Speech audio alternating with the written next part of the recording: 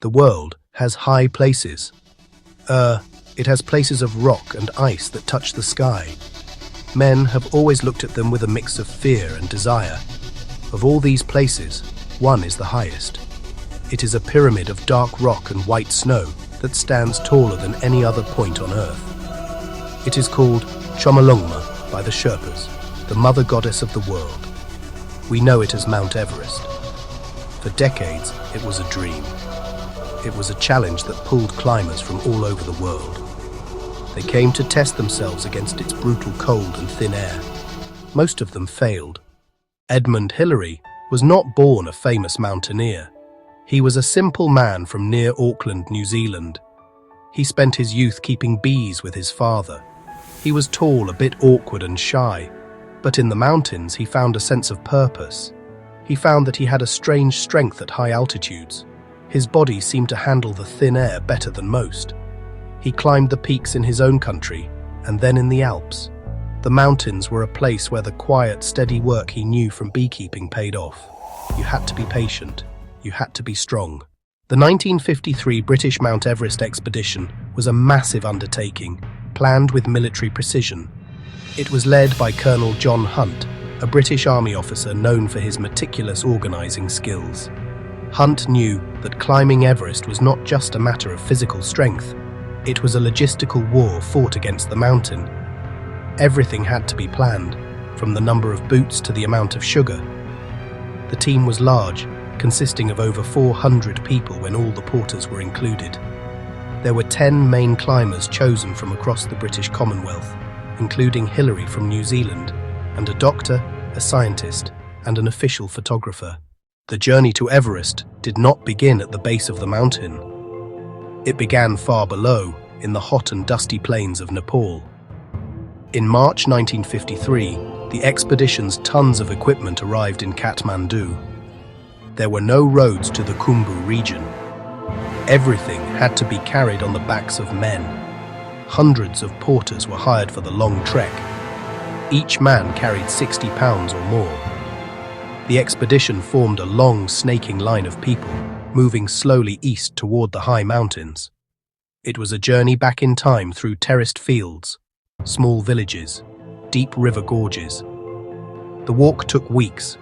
The climbers used the time to get fit and begin acclimatization. They moved from warm, lush lowlands into the cooler, thinner air of the foothills. They crossed swaying suspension bridges over roaring rivers. After weeks of walking, they turned a corner and saw the Khumbu Glacier. Base camp, at an altitude of 17,900 feet, was a chaotic but organized city of tents. It was the expedition's command center. The first major obstacle was the Khumbu Icefall, a chaotic, ever-moving river of ice. Huge, house-sized blocks called seracs could topple without warning.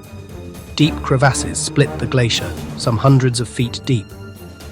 Finding a safe route through this maze was the first and most dangerous task. A small team, the Icefall doctors, went to work. They spent days navigating the icefall. They used ropes and ice axes to find a path. Where crevasses were too wide to jump, they laid ladders across the gap.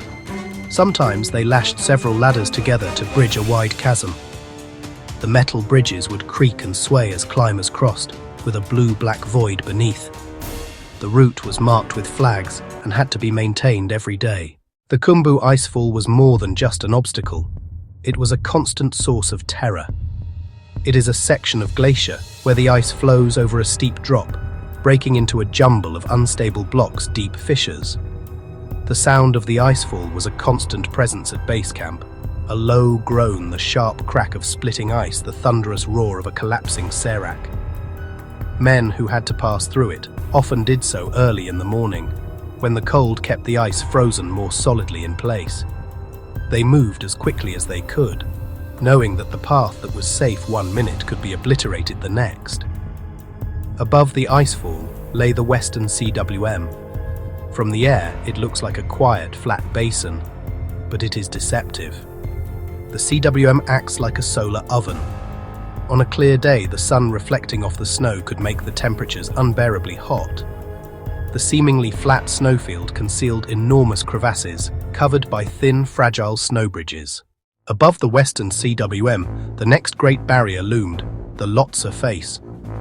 This vast, steep wall of hard blue ice and packed snow rises nearly 4,000 vertical feet, connected to Everest by a high ridge. To get to the final camp, the expedition had to climb this imposing wall. The slope angles between 40 and 50 degrees, in places even steeper. The ice was as hard as iron, hard to kick steps or drive in ice screws for protection. A slip here would mean a long, unstoppable slide, all the way back to the floor of the CWM.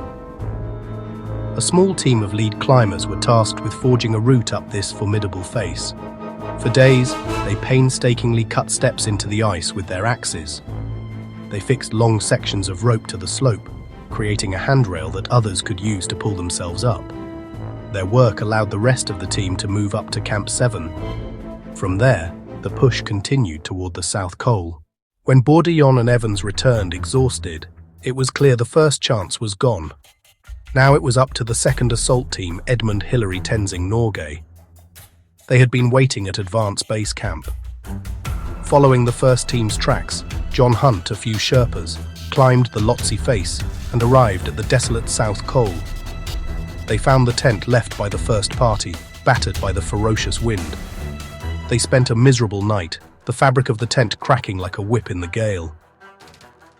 The plan was to establish a final camp, Camp 9, as high as possible on the summit ridge, to make the final day's climb shorter. The next morning, May 28th, Hillary, Tenzing, and a small support team pushed on from the South Col. The snow was soft and deep, making every step a struggle.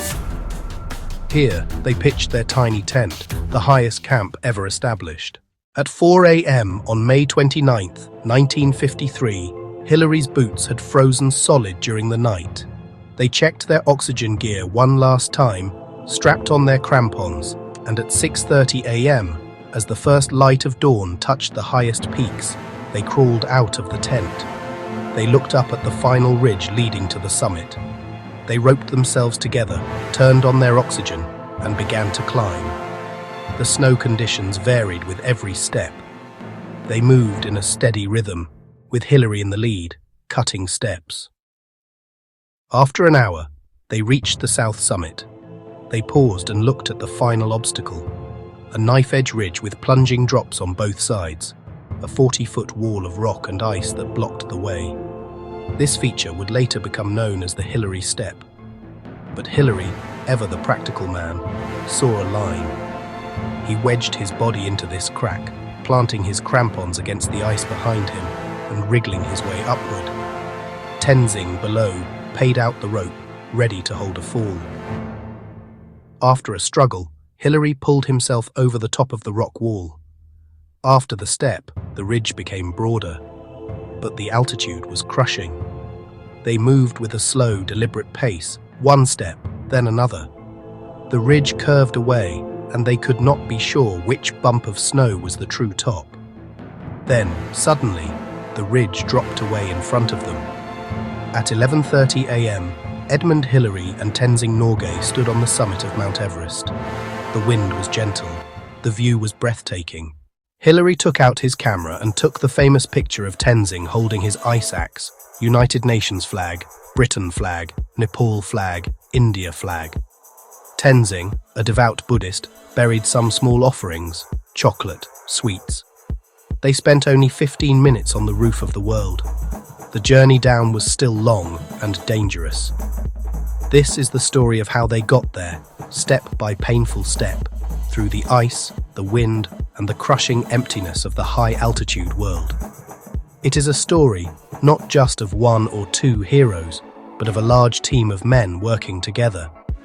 They had to learn how to breathe when there was no air, how to stay warm when the cold was a living thing, and how to keep moving forward when every part of them wanted to stop. The mountain held its summit like a secret, a prize for the truly worthy or the truly lucky. It is a story of human will against a mountain of stone. They had left their footprints, but the mountain kept its majesty.